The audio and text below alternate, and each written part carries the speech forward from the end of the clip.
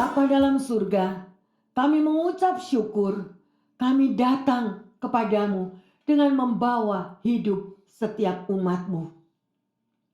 Kerinduan kami ya Yesus, hanya untuk menyenangkan hati-Mu dan belajar untuk dapat melakukan apa yang menjadi kehendak-Mu. Terima kasih ya Bapa. Jamah dan urapi setiap kami, baik jemaat maupun pendengar yang setia dimanapun mereka berada. Kami rindu Bapa. Kami mau belajar lebih dan lebih lagi, supaya kami boleh melakukan kehendak Bapa dengan benar. Sehingga kami tidak melakukan lagi Tuhan segala kesalahan yang pernah kami lakukan. Inilah umat-Mu Tuhan, inilah hamba-Mu. Terima kasih Tuhan Yesus. Roh Kudus, kami percaya Engkau ada di tengah kami. Di dalam nama Tuhan Yesus, hamba berdoa. Haleluya. Amin. Amin. Amin. Ya, yang terkasih, luar biasa sekali. Kita selalu mau menyenangkan hati Tuhan. Pujian penyembahan itu adalah satu relationship, satu hubungan pribadi yang mendekatkan saudara dengan saya kepada Tuhan. Karena Yesus bertata di atas pujian penyembahan. Melalui pujian penyembahan tadi yang kita sudah menyembah dengan luar biasa, Dia hadir. Dia menyatakan rahasia-rahasianya. Dia menunjukkan kepada setiap kita. Oleh karena itu, peliharalah terus hubungan pribadi dengan Tuhan. Peliharalah terus untuk selalu mau melekat kepada Tuhan. Karena dengan kita melekat kepada Tuhan, disitulah jalan-jalan kehidupan akan ditunjukkan kepada Anda dan saya. Kemana kita harus melangkah. Karena kita berada di dalam dunia yang penuh dengan kegoncangan. Tidak ada satu tempat yang dapat memberikan ketenangan, kedamaian, kecuali di dalam nama Tuhan Yesus. Ada amin? Ya, yang terkasih, mari kita belajar pada siang hari ini. Tema daripada khotbah ini adalah naik ke Gunung Sion. Atau naik ke gunung Tuhan. Apa artinya yang terkasih? Mari kita baca bersama-sama, ya, yaitu di dalam Mika 4 ayat pertama dan kedua. Akan terjadi pada hari-hari yang terakhir, gunung rumah Tuhan akan berdiri tegak, mengatasi gunung-gunung dan menjulang tinggi di atas bukit-bukit. Bangsa-bangsa akan berduyun-duyun ke sana, dan banyak suku bangsa akan pergi serta berkata, "Mari kita naik ke gunung Tuhan, ke rumah Allah Yakub, supaya Ia mengajar kita tentang jalan-jalannya, dan supaya kita berjalan menempuhnya. Sebab dari Sion akan keluar pengajaran dan firman Tuhan dari Yerusalem." Haleluya, amin yang terkasih. Ya, kita hayati kata-kata daripada firman ini.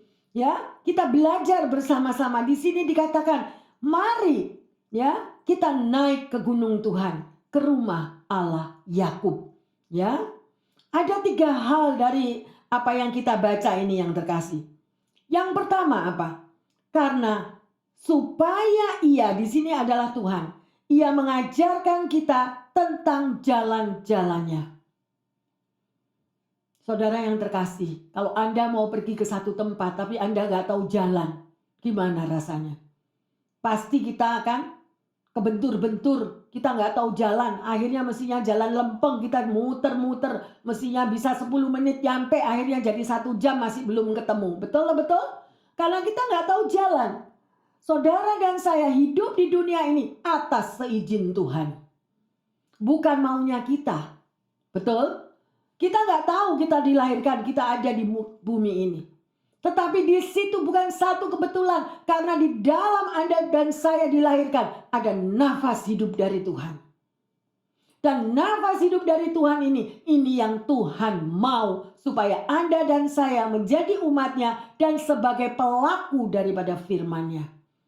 Supaya Anda dan saya betul-betul dikatakan sebagai umatku, anakku, umat Tuhan yang dikasihinya. Amin. Ya, dengan jelas di sini dikatakan supaya kita belajar tentang jalan-jalannya.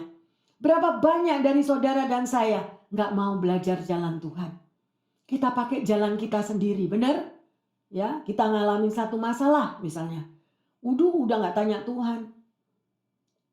Menurut aku ya begini, aku ya begitu, ya. Atau mendengar nasihat-nasihat. Bahkan nasihat siapa yang saudara dengar? Nasihat daripada firman Tuhan ataukah nasihat dari orang fasik?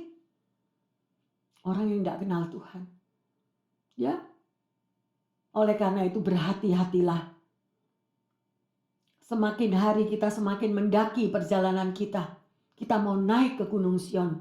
Kita mau berhasil sampai naik di atas Gunung Sion. Karena di atas Gunung Tuhan itu adalah tempatnya Tuhan. Tempat saudara dan saya satu hari kita akan bertemu muka dengan Tuhan. Kalau kita selalu mau hidup dengan penuh nikmatnya dunia, dengan penuh glamurnya dunia, dengan kesenangan dunia, ingatlah firman Tuhan yang mengatakan yang terkasih. Persahabatan dengan dunia adalah permusuhan dengan Tuhan. Amin.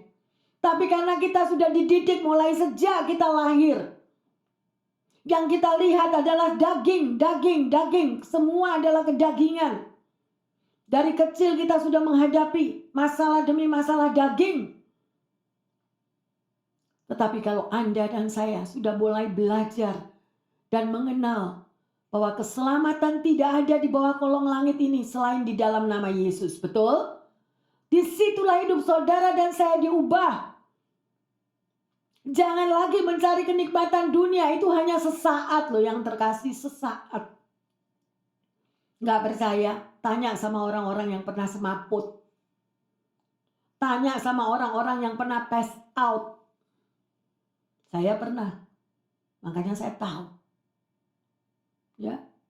Bahkan sampai pada waktu kita dalam keadaan sehat. Tahu-tahu keadaan badan kita melemah. Terus rasanya mau pergi. Itu rasanya terasa loh.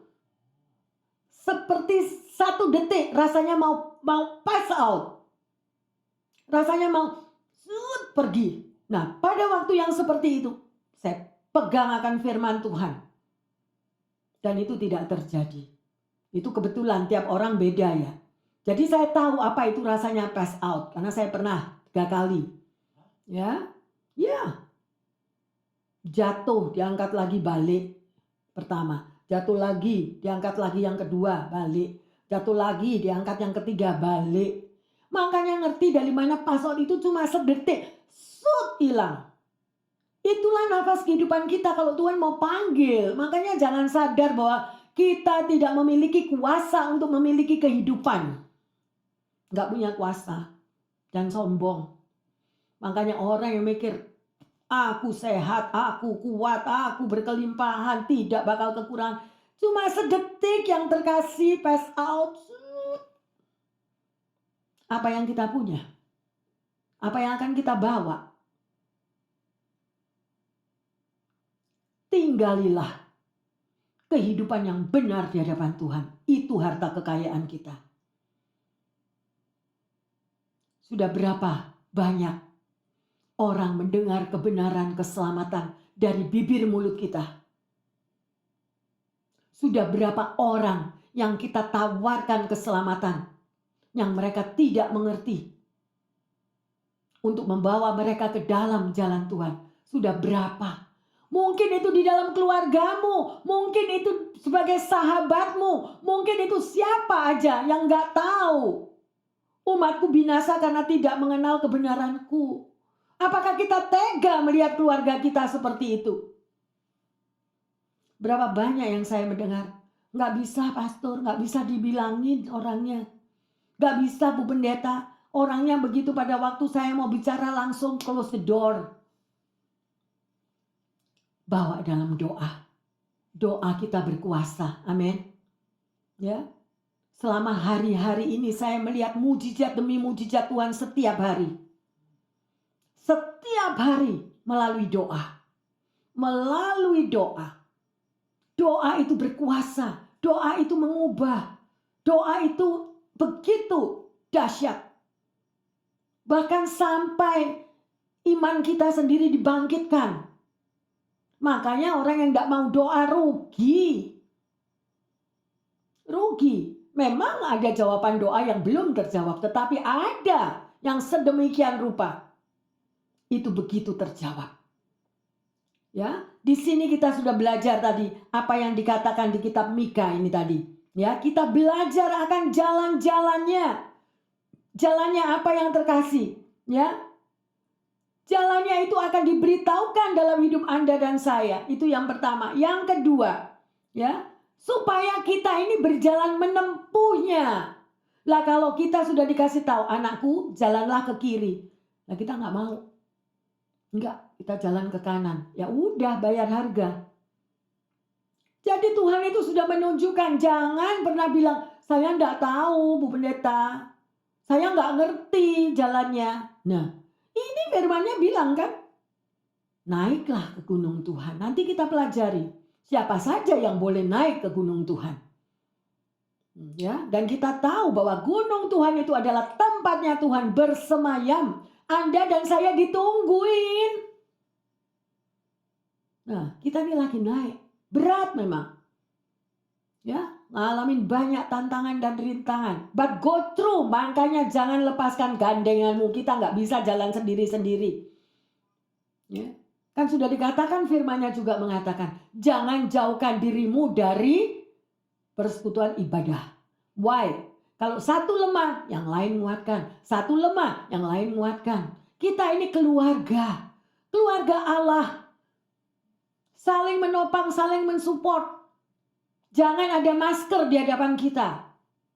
Anda boleh belajar melihat pastor Anda berdua. Tidak ada rahasia. Nggak ada yang nggak ada.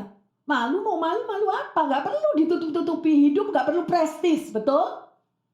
Kalau punya ya punya, kalau nggak punya ya apa yang mesti kita mau tutupin? Gitu loh. Karena semua terbuka di hadapan Tuhan. Ya, ayo kita mau belajar akan jalan-jalan Tuhan.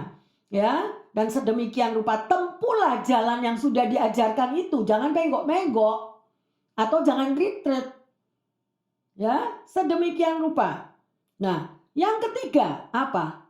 Sebab dari Gunung Sion itu atau Gunung Tuhan itu akan keluar pengajaran dari firman Tuhan. Loh, sih? Ada pelajarannya. Firman Tuhan itu petunjuk yang luar biasa bagi setiap kehidupan anak-anak Tuhan. Ya. Jadi pertanyaannya, apakah saudara dan saya sudah mulai naik ke Gunung Sion? Pada waktu Anda mengambil satu janji, yes Lord, I will follow you. Kalau kita sudah berani bilang, oke Tuhan aku mau ngikuti Engkau. Apakah kita sudah menyiapkan diri kita? Ya, untuk kita bisa bertemu dengan Tuhan, naik ke gunungnya, mempersiapkan diri berjalan setiap hari naik ke gunung Tuhan. Karena Tuhan sudah bilang, nak, dunia ini bukan rumahmu. Ya, bukan rumahmu, makanya banyak serigala, banyak ranjau, banyak semua. Ya, dan setiap hari jangan lupa, kita ini warfare. Setiap hari. Saudara tahu? Ada orang yang bilang gini mas saya. Orang itu marah-marah terus. Marah itu spirit loh. Bagaimana? Marah itu daging. Ya. Nafsu mau menang. Nafsu mau mengalahkan orang. Selalu mau menang-menangan. Itu nggak bisa dilawan dengan daging. Daging dilawan daging nggak bisa. Lawan dengan roh. Artinya apa? Bu Pastor, saya ini belum mati kok disuruh bilang lawan dengan roh. Oh, melawan dengan roh itu artinya dengan doa. Dengan berpuasa. Kita kalahkan. Ya, hal-hal yang sedemikian rupa. Hidup di dalam roh. Yaitu dengan pujian, penyembahan, doakan orang itu. Dan betul-betul itu terjadi. Luar biasa. Ya, sedemikian rupa. Pengajaran dari firman Tuhan itu yang perlu Anda dan saudara tahu. Ya, Tapi orang banyak yang tidak mau.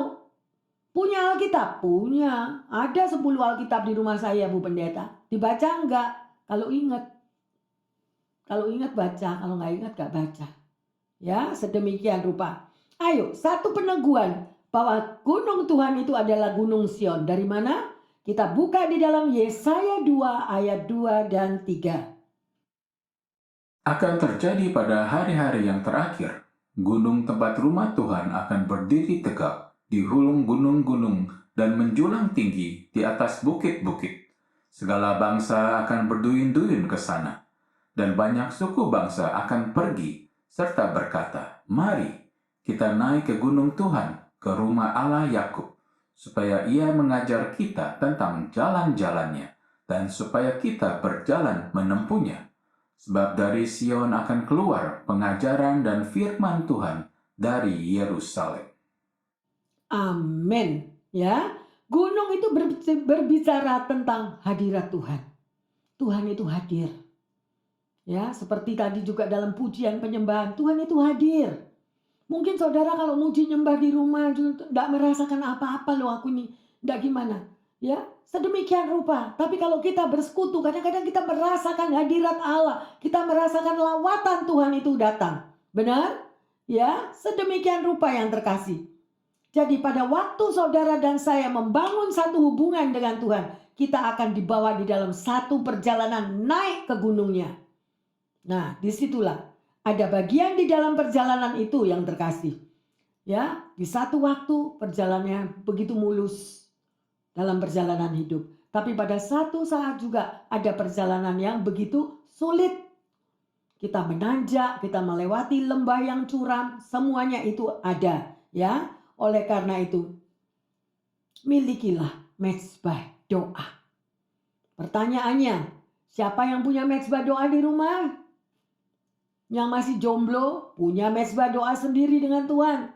Yang sudah berkeluarga, milikilah mezbah doa bersama-sama dengan Tuhan. Doa bersama, muji nyembah bersama, karena itu sangat penting sekali. Ya, sedemikian rupa.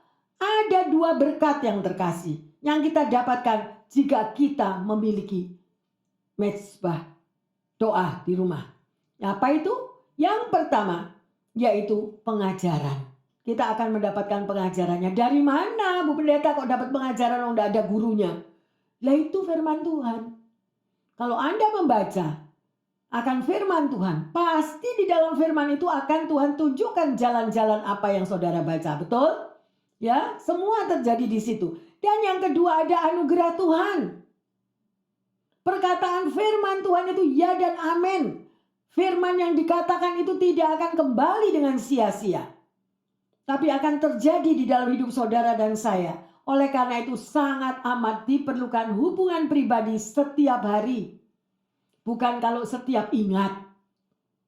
Oke, setiap hari kita harus memiliki hubungan pribadi dengan Tuhan. Ya, tadi kan kita sudah baca di Mika 4 ayat 2 ya. Sedemikian rupa yang terkasih. Jadi, Gunung Sion itu adalah di mana kita itu bersama-sama mendapatkan pelajaran, pengajaran yang daripada Tuhan sendiri.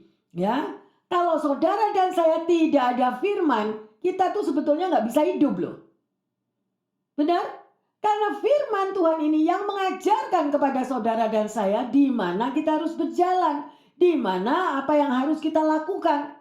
Oleh karena itu, sebagai anak Tuhan, sebagai umat Tuhan, kita membutuhkan firman Tuhan. Jangan sia-siakan firman Tuhan. Ada yang jawab, saya kan bukan pendeta. Ngapain saya baca firman? Saya baca firman ya nggak ngerti lah. Ya, oleh karena itu mintalah pengertian yang terkasih. Jangan dikit-dikit bilang nggak ngerti, pastor nggak tahu ini. Nah, minta kepada Roh Kudus pengurapan supaya pada waktu Anda membaca firman Tuhan, kita bisa ngerti apa maksudnya. Ya, sedemikian rupa. Contoh misalnya, kalau Anda membaca firman Tuhan, kemudian Anda mendapatkan kata-kata, datanglah kepadaku yang letih lesu dan yang berbeban berat. Aku akan memberi sentosa kepadamu. Masa gak ngerti itu? Ngerti ya? Kan dibilang, datanglah kepadaku, datanglah kita kepada Tuhan. Yang letih lesu dan berbeban berat. Tuhan tahu kalau kita itu punya beban. Tuhan tahu kalau kita tidak bisa mengatasi karena kita ini manusia lemah. Kita butuh Tuhan. Lah kalau ngomong gitu aja gak ngerti. Ya, kemarin saya lihat anak kecil umur 2 tahun loh. Anak kecil umur 2 tahun bisa berdoa. Ya, sedemikian rupa bisa ngerti siapa Tuhan Yesus loh. Lah kita yang udah puluhan tahun dibaptis, masa gak ngerti akan kalau baca firman Tuhan? Memang ada hal-hal yang sulit dimengerti, tapi mintalah pengurapan daripada Roh Kudus. Amin. Haleluya. Sedemikian rupa ya. Sekarang pertanyaannya, siapa yang boleh naik ke gunung Tuhan? Loh, itu masih ada yang terkasih. Ya, kalau saya baca di dalam Matius 24 ayat yang ketiga dikatakan di situ, siapa yang boleh naik ke atas gunung Tuhan? Siapa yang boleh berdiri di tempatnya yang kudus? Ya, di Mazmur 24 ayat 4 dikatakan, orang yang bersih tangannya dan yang murni hatinya, yang tidak menyerahkan dirinya kepada penipuan dan yang tidak bersumpah palsu. Ya, jadi ternyata orang yang boleh masuk, yang boleh naik ke gunung Tuhan itu, ya, orang yang sedemikian rupa, bersih tangannya dan murni hatinya. Ayo koreksi diri. Nah, dia ada lagi yang jawab. Lah saya kan manusia gak sempurna, Bu Pendeta, masih belum sempurna. Ya memang kita semua gak ada yang sempurna. Jangan jawab terus. Bacaan itu loh firman Tuhan lah gitu tak. Ya, jawabannya ada di situ yang terkasih. Ayo dicatat kalau enggak. Mazmur 24 ayat 3 dan 4. Siapa yang boleh naik ke gunung Tuhan? Ya, sedemikian orang yang bersih tangannya dan murni hatinya. Jadi kalau hatinya itu macam-macam, lebih memikirkan hal-hal yang negatif, lebih self pity. Kalau ada masalah, saya nggak ngerti Bu Pendeta self pity. Oke, orang yang mengasihi dirinya sendiri. Ya, ya sedemikian rupa. Jadi baca firman Tuhan dibantah sendiri. Baca lagi bantah sendiri. Ya nggak ada nyampe-nyampe. Ya, lebih baik kita berdoa minta pengertian daripada Roh Kudus. Ya, jadi ada 3 syarat yang terkasih untuk kita bisa naik di atas gunungnya Tuhan yang kudus, yaitu orang yang bersih tangannya adalah orang yang memiliki perbuatan yang benar. Ya, pernah nggak punya teman atau siapapun, baik dalam pekerjaan atau di dalam manapun, kita sudah berbuat baik, tapi hasilnya yang kita dapatkan menyakitkan. Ada atau ada? Ada. Lah disitulah kita ditempa yang terkasih. Disitulah kedagingan kita dikikis. Ya, jadi ada banyak alasan di mana orang yang bersih tangannya itu bisa naik ke gunung Tuhan yang kudus. Misalnya di Yesaya 1:15 ya. Tuhan itu menolak doa orang yang benar, tetapi ya orang itu merasa benar, tetapi perbuatannya nggak benar. Ada nggak? Pernah ketemu nggak? Orang yang merasa benar, tetapi perbuatannya nggak benar. Ada nggak? Ada orang yang mau menang sendiri, yang salah tuh orang lain, yang benar ini cuma aku. Ada? Pernah ketemu enggak? Kok diem aja? Ya, ada ya yang terkasih sedemikian. Ya, sedemikian rupa. Pernah enggak itu kita baca? Ya, di dalam 1 Timotius 2 ayat 8. Ini kepada yang laki-laki ini saya mau bicara. Oleh karena itu aku ingin supaya di mana-mana orang laki-laki berdoa dengan mengadakan tangannya yang suci, tanpa marah dan tanpa perselisihan. Jadi, kaum pria, Anda punya power di hadapan Tuhan. Ya, kalau kita berdoa, apa sih artinya mengangkat tangan? Kenapa kok sampai ditulis mengangkat tangan? Kenapa? Itu penyerahan total. Berserahlah total, karena sebagai kaum pria engkau adalah sebagai imam di tengah keluargamu, engkau sebagai leader di tengah keluargamu, engkau sebagai pelindung setelah Tuhan Yesus bagi keluargamu. Betul? Ya, jadi apa? Disuruh angkat tangan. Ya, artinya apa? Menyerah kepada Tuhan. Ya, berserah, surrender sepenuhnya. Tuhan, aku nggak mampu. Gampang atau gampang jadi pria? Nggak gampang.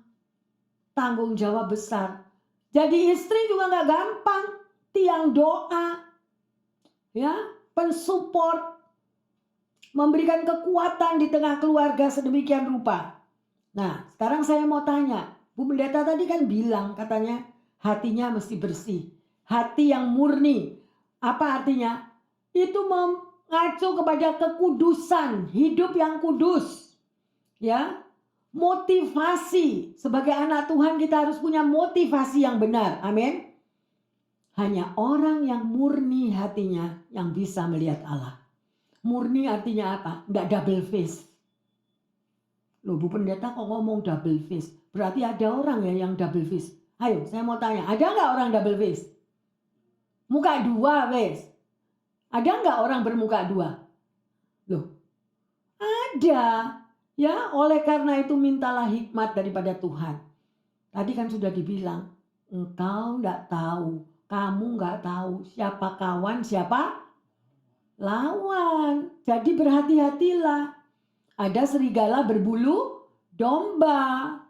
Makanya sebagai anak Tuhan harus cerdik seperti ular, tulus seperti merpati. Bu Pendeta kok ngomong disuruh cerdik seperti ular, gimana sih? Loh, sih, belajar lagi firman Tuhan. Teliti firman Tuhan. Anda kalau baca firman Tuhan semangat enggak sih? Kalau saya baca firman Tuhan, berapi-api. Jam 1 pagi, setengah 2 pagi, semakin baca semakin gede matanya. Enggak, ada yang tak kirimi. Nah, iya, karena kepingin tahu, apalagi kitab Wahyu. Waduh, semakin baca semakin tahu apa ini ya Tuhan, apa ini. Di situ pengurapan Tuhan. Gak tidur memang. Sampai anak saya tuh ngeteks, tidur mah, tidur mah, tidur mah. Karena saya mau belajar, saya mau tahu kebenaran Tuhan. Rugi loh, orang yang gak tahu firman rugi bener loh. Gak akan diajari sama tetangga, belum tentu. Sekalipun Anda punya Pak RT, Pak RW, belum tentu ngajari. Betul? Cari semuanya. Sudah dikasih tahu rahasia-rahasianya. Loh, tahu nggak? Baca nggak? Ketemu nggak? Di Mazmur. Aku memberitahukan rahasia-rahasiaku kepada orang yang kukasihi. Dibuka semua yang terkasih. Dibuka kalau saya bisa dengar. Kamu juga bisa dengar. Tapi belajar peka. Bagaimana kita bisa belajar peka? Baca terus firman Tuhan itu. Baca dan baca terus. Ya, sedemikian rupa. Ya, jadilah penyembah yang benar. Kayak tadi itu loh. Menyembah. Kadang kalau saya menyembah nggak bisa stop loh. Nggak bisa stop sampai pagi. Terus. Ya nangis-nangis sendiri. Tiarap-tiarap sendiri. Tapi di situ Tuhan menyatakan kehadirannya. Tuhan datang, Tuhan lawat. Dan Tuhan memberitahukan hal-hal apa yang terjadi. Ya, untuk si A, untuk si B, itu lagi begini, itu lagi begitu. Nah, dikasih tahu semua. Gitu. Ya, bisa itu terjadi. Carilah keajaiban Tuhan. Sekarang Anda berapa puluh tahun jadi Kristen? Ayo. Berapa puluh tahun jadi anak Tuhan? Lah kok ngah-ngoh? Gimana? Kalau Anda betul-betul bersama dengan Tuhan, minta Tuhan tunjukkan jalanmu. Tuntun aku Roh Kudus. Terus itu, terus. Di dalam segala perkara. Lihat hasilnya. Ayo punya goal ya. Semua punya goal. Tahun ini saya mau dengar semua. Majunya sampai di mana. Dikasih PR ya. Pada waktu PR diserahkan ya kalkulasi kosong. Ya apa itu? Loh. Ada atau ada? Ada. Gurunya yang bingung. Loh. Ini sekarang homework. Bulan apa ini? Januari. Easter tak minta semua. Ada berapa lembar? Saya tidak mau kertas kosong ya yang dibagi.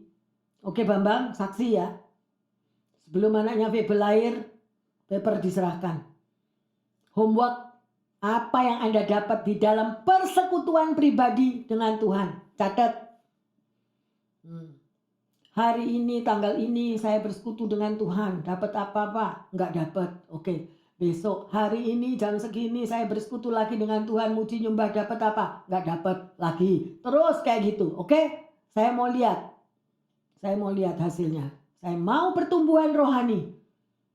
Menjadi orang yang kuat. Dan Tuhan akan membukakan rahasia-rahasianya kepada kalian. Tapi jangan dibuat-buat loh ya. Gara-gara pendetanya kepengen tahu kertasnya ada isinya, ditulis dari Sabang sampai Merauke. Tapi apa tulisannya gak tahu. Aduh Tuhan. Aduh. Haleluya. Oke, kita lanjut. Yeremia 15 ayat 16. Apabila aku bertemu dengan perkataan-perkataanmu, maka aku menikmatinya. Firman-Mu itu menjadi kegirangan bagiku dan menjadi kesukaan hatiku. Sebab nama-Mu telah diserukan atasku, ya Tuhan, Allah semesta alam. Amin. Saya mau ini ya. Sebelum buat PR, ntar malam atau besok, ayat ini ditulis dulu. Yeremia 15:16 ditulis dulu. Kalau kata-kata dari firman ini bisa menjawab, bisa berkata demikian, juga Anda semua. Ada amin? Ini di sini diomong apa loh tadi?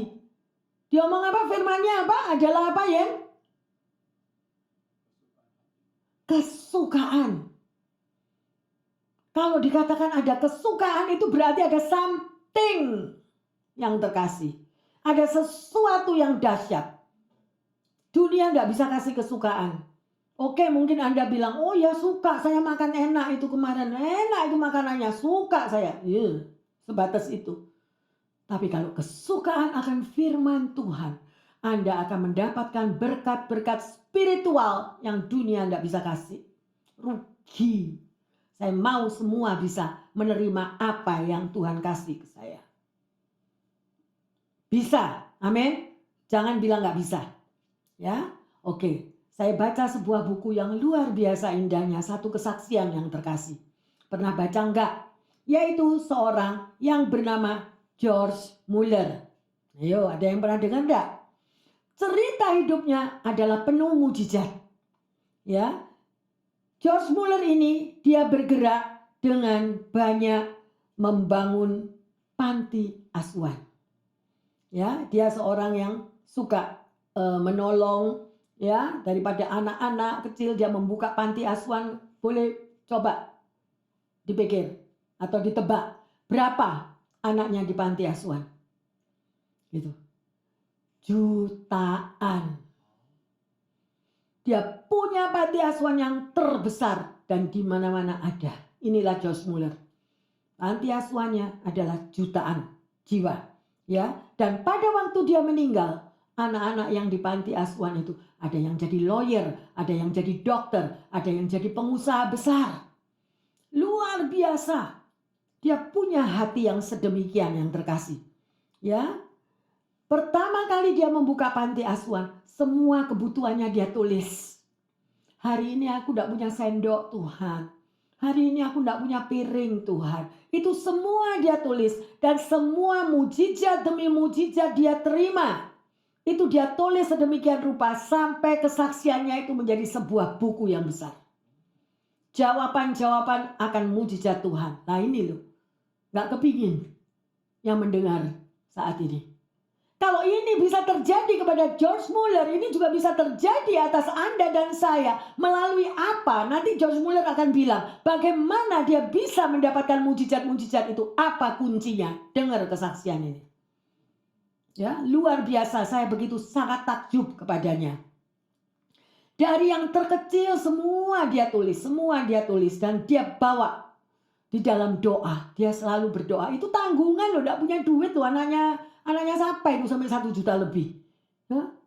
Ya, sedemikian rupa. Jadi George Mueller ini satu hari dia bilang, Tuhan, aku kepingin beli tanah lagi. Karena aku mau membangun sebuah panti asuhan lagi. Karena udah gak cukup. Ya, dia kepingin sekali sedemikian rupa. Ya, jadi dia tulis itu lagi apa yang menjadi permohonannya di dalam buku tersebut. Ya, jadi bukunya itu semakin hari semakin banyak isinya. Dan satu hari isi daripada buku itu terlepas. Ya, lepas papernya. Dan itu terbang. George Mueller ini dia tinggal di Inggris. Anda tahu, paper yang lepas itu terbang sampai kemana? Ke daerah Asia. Bayangin, kalau namanya paper, kena hujan, kena embun, kena segala macam, hancur kan? Robek, tintanya semuanya luntur sedemikian rupa. Apa yang terjadi? Di sebuah kereta ada seorang anak Tuhan. Anak Tuhan ini orang kaya.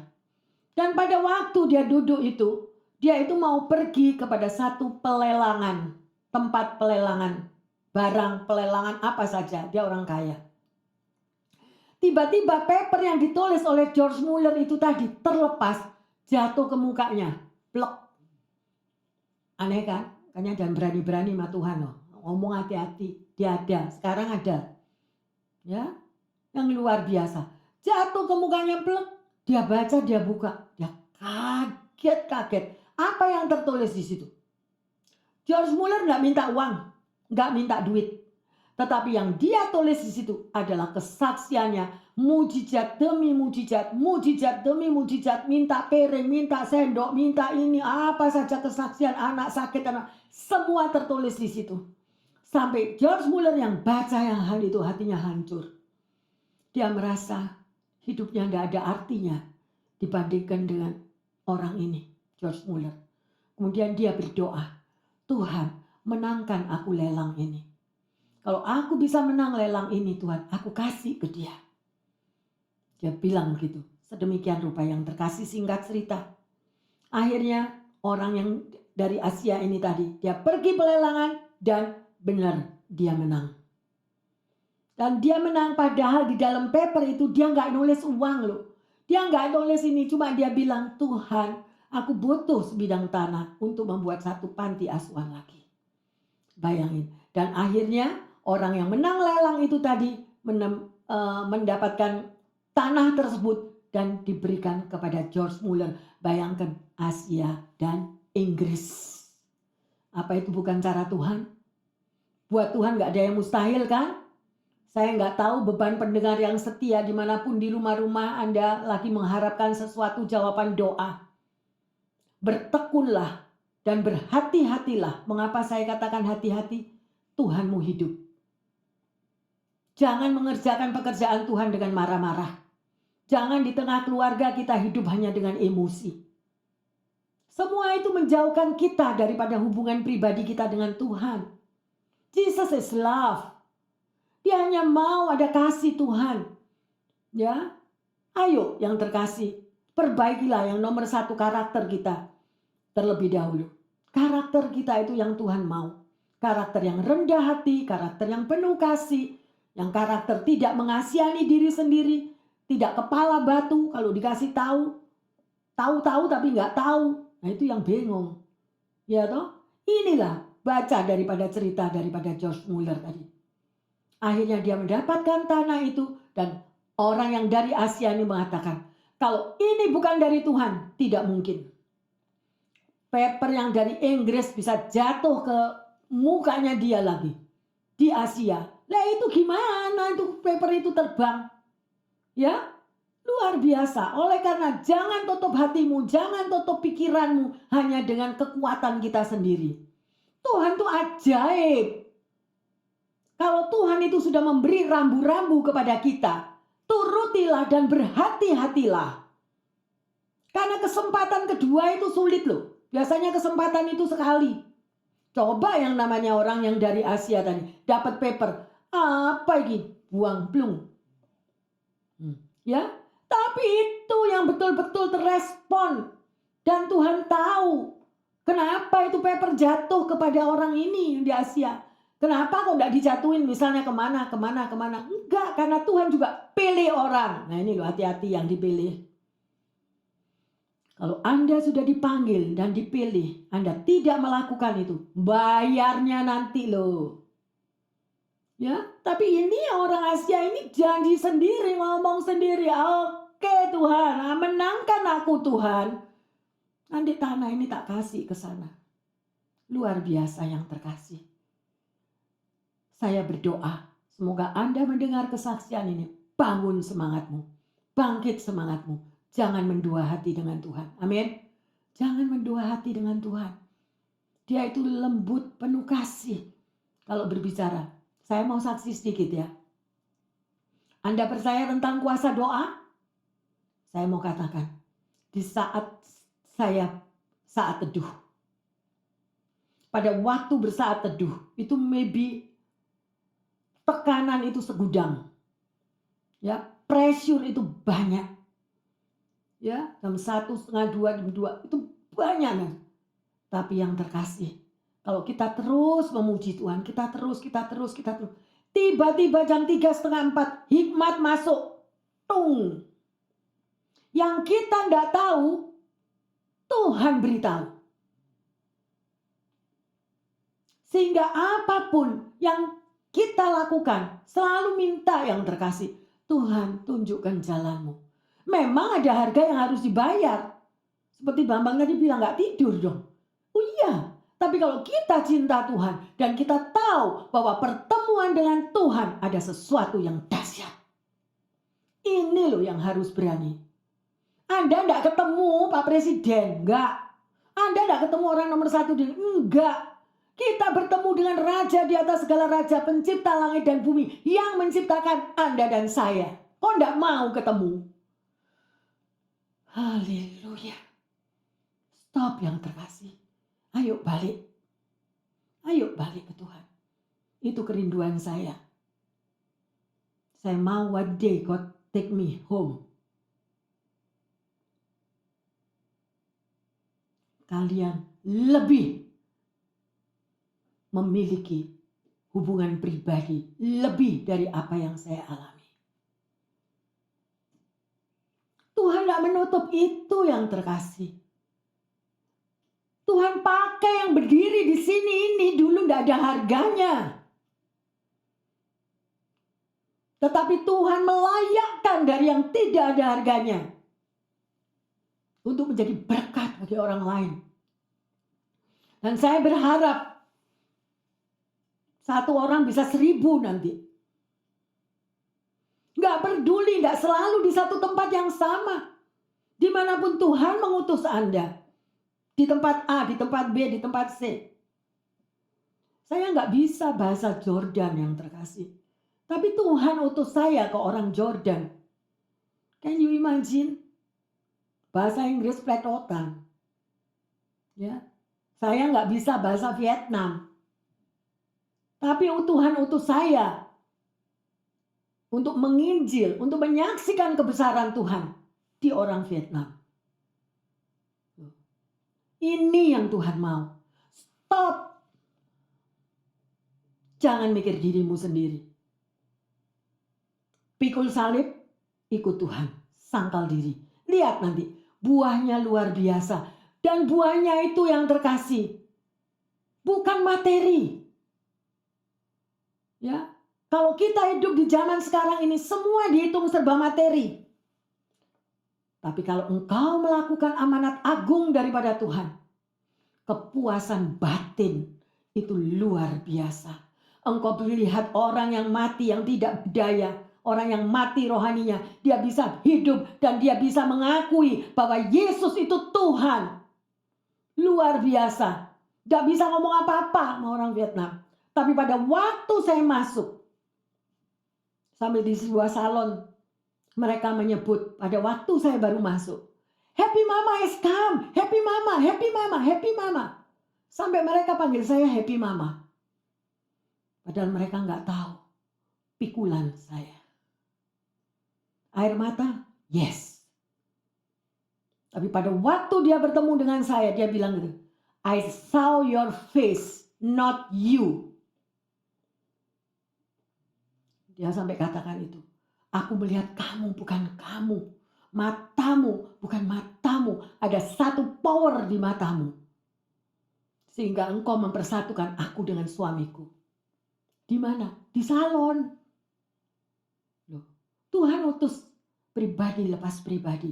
Jangan kaget kalau BCF seperti ini. Karena panggilannya berbeda. Panggilannya per jiwa yang harus diselamatkan. Ribuan yang datang, ribuan gak selamat lah, buat apa? Betul? Ayo yang terkasih, bangun siap sekarang. Gak ada lagi waktu untuk lengah, untuk santai. Oke, Anda mesti bekerja. Yes, harus menyelesaikan pekerjaanmu, harus menyelesaikan pekerjaan di rumah, harus menyelesaikan pekerjaan. Yes, but yang number one is Him. Amin. Mau melakukan yang utama buat Tuhan? Lu kok diem? Tanggung jawab lu ya. Yang diem tanggung jawab.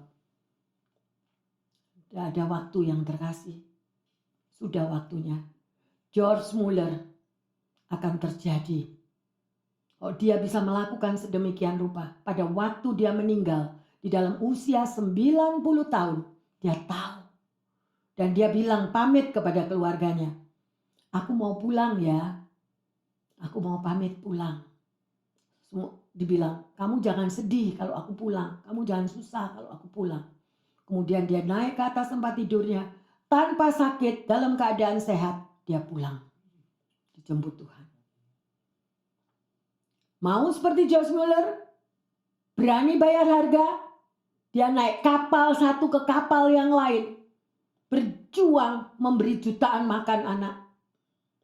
BCF seberapa? BCF seberapa? Orang yang berani sebagai pengikut Tuhan. Orang yang berani menyangkal diri. Tidak menerima apa-apa. Bukan kita sombong. Enggak. Karena kita tahu bahwa kita ini orang berhutang. Gak bisa bales. Sekalipun pembalasan sakit hati banyak apapun. Dan selalu dikatakan, yang aku lakukan ini untuk Tuhan. Kalau kita masih mau dihargai oleh dunia, kita salah. Apa yang saudara lakukan, terutama bagi rumah Tuhan, bagi kerajaan Tuhan, Tuhan tidak akan berhutang kepadamu. Berilah tumpangan, ulurkan tanganmu. Ya, semuanya tertulis di dalam firman Tuhan. Sudah melakukan? Enggak. 5.000 loh ini. Ini 5. Jadikan saksi Tuhan. Ayo.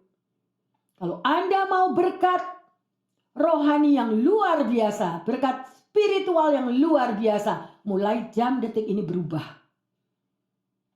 Sangkal diri, pikul salib, ikutlah aku. Lakukan semua apa yang Tuhan mau, bukan yang aku mau.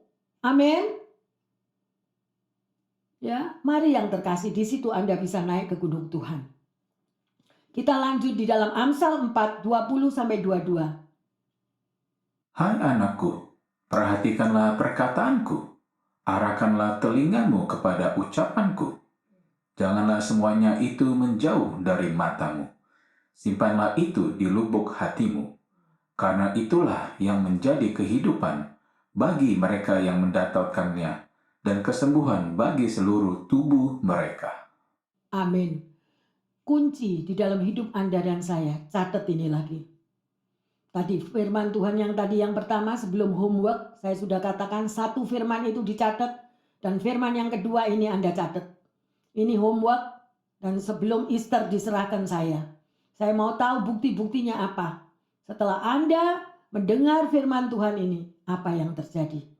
Dan satu hal, pada waktu George Muller diinterview, apa yang membuat engkau mau berkorban bagi jutaan anak yang sedemikian rupa itu? Apa kuncinya? Apa jawab daripada George Muller? Kalau aku bisa seperti ini, pantang menyerah, dan aku terus berapi-api mengorbankan seluruh hidupku untuk kerajaan Tuhan. Apa kuncinya? Firman Tuhan. Firman Tuhan, that is your life and your way until the end. Amin. Firman Tuhan itu adalah petunjukmu yang terkasih. Jangan surat cinta sudah patah hati 20 tahun yang lalu. Surat cinta diucek-ucek, disetrika lagi, dibaca lagi, tulisan udah tidak ada, diucek-ucek lagi. Semuanya tuh gombal, oke? Tapi firman Tuhan yang memberikan satu kehidupan yang kekal. Dan itu yang nanti pada waktu engkau dan saya bertemu muka dengan Tuhan. Itu yang menjadi jaminan. Ya. Tuhan rindu Anda berubah. Tuhan rindu saya berubah. Kenapa bisa mengatakan demikian? Kenapa George Muller bisa menjadi saksi? Karena mengalami. Engkau sebagai anak Tuhan kalau nggak ngalami, itu anak Tuhan tipu-tipuan. Tahu nggak? Anak Tuhan yang KTP. Bukan menghakimi. Tapi saya mau Anda sebagai anak Tuhan mengalami secara pribadi. Mengalami dilawat Tuhan, mengalami didatengin Tuhan di kamarmu masing-masing. Dia bisa berbicara.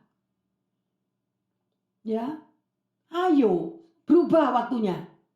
Jangan yang dipikiri barang naik, barang turun, rugi. Suku bunga naik, suku bunga ndak ada ini, rugi. Itu ndak ada. Pada waktu 1 detik, nggak laku. Benar? Ayo berubah yang terkasih. Hari ini kita sudah belajar ya, bagaimana Anda dan saya bisa naik nanti bertemu dengan muka dengan Tuhan di gunung Tuhan, di gunung Sion. Berubahlah yang terkasih. Ya, pertanyaannya, apakah komitmen Anda dan saya setelah kita belajar akan firman ini? Yang kedua, adakah kita mau mengambil waktu untuk membaca dan belajar akan firman Tuhan? Ya, ayo, teliti sekali lagi. Dan sebagai ayat emas kita baca di dalam Mazmur 132 ayat 13 sampai 16. Sebab Tuhan telah memilih Sion, menginginkannya menjadi tempat kedudukannya. Inilah tempat perberindianku selama-lamanya. Di sini aku hendak diam, sebab aku menginginkannya. Perbekalannya akan kuberkati dengan limpahnya. Orang-orangnya yang miskin akan kukenyangkan dengan roti. Imam-imamnya akan kukenakan pakaian keselamatan. Dan orang-orangnya yang saleh akan bersorak-sorai dengan girang. Haleluya, luar biasa ya yang terkasih. Ya, firman Tuhan yang sedemikian ini akan menjadi berkat dalam kehidupan Anda. Ya, di sini dikatakan sebab Tuhan telah memilih Sion, mengingininya menjadi tempat kedudukannya. Jadi Anda tahu bahwa gunung Tuhan itu adalah kediaman Tuhan. Gunung Sion adalah kediaman Tuhan. Inilah tempat perhentianku selama-lamanya. Di sini aku hendak diam sebab aku mengingininya. Ya, perbekalannya akan kuberkati dengan limpahnya. Orang-orang yang miskin akan kukenyangkan dengan roti. Imam-imamnya akan kukenakan pakaian keselamatan. Dan orang-orangnya yang saleh akan bersorak-sorai dengan girang. Rugi. Sebagai anak Tuhan gak mau berjuang untuk naik ke Gunung Sion. Sebagai anak Tuhan gak mau berjuang untuk naik ke gunung Tuhan. Siapa yang rugi? Tetangga? No, kita sendiri. Ya, saya berharap anak-anak Tuhan yang terkasih, dimanapun pendengar yang setia, berubahlah setelah mendengar akan firman ini. Mari kita bersama-sama. Kita akan memuji menyembah ke gunung tinggi.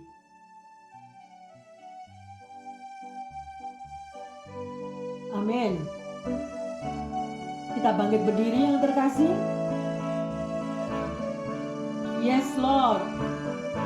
Ke gunung tinggi ku naik, mencari damai. Ke lembah jurang ku turun, mencari damai. Namun akhirnya damai tiada ku dapati juga, kecuali